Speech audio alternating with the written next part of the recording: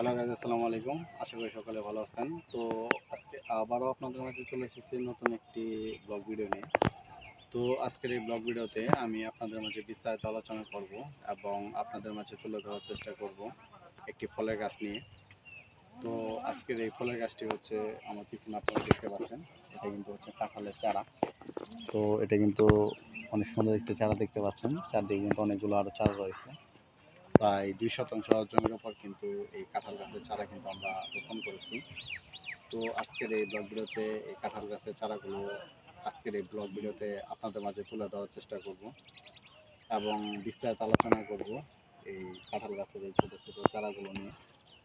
আপনারা চাইলে এই ব্লগ ভিডিওটি দেখার মাধ্যমে আপনারাও কিন্তু এরকম একটি ছোটোখাটো বাগান করতে পারেন এবং এরকম বাগান করে কিন্তু আপনারাও এভাবে একটা ব্যবসা প্রতিষ্ঠান কিন্তু দাঁড় করাতে পারেন। তো সম্পূর্ণ ব্লগ ভিডিওটি দেখবেন। তো ব্লগ ভিডিওটি যদি স্কিপ করে দেখেন তাহলে কিন্তু কোনো কিছু আপনারা বুঝতে পারবেন না। তো এই জন্য আপনাদেরকে সম্পূর্ণ ব্লগ ভিডিওটি দেখতে হবে।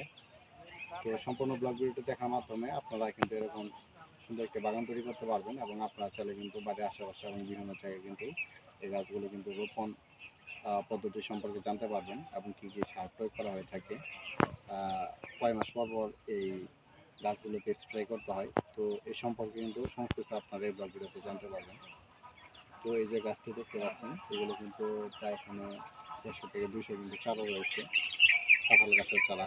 এগুলো কিন্তু সম্পূর্ণ ছোটো ছোটো চারা, আর এগুলো কিন্তু উন্নত চারা থেকে কিন্তু কাঁঠাল গাছের এই চারাগুলো রোপণ করা হয়েছে। তো এগুলো যখন 3-4 বছর হয়ে যাবে তখন এগুলোতে কিন্তু ছোটো ছোটো কাঁঠাল আসে। আমি আমার পরবর্তী ব্লগগুলোতে এর থেকে যে বড় গাছগুলো রয়েছে তো ওই গাছগুলো আমি আপনাদের মাঝে তুলে ধরার চেষ্টা করব।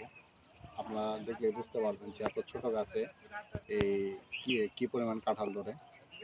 তো যারা আমার এই ব্লগগুলো দেখছেন তারা অবশ্যই পরবর্তী ব্লগটি দেখবেন। সকলে ভালো থাকবেন। আসসালামু আলাইকুম।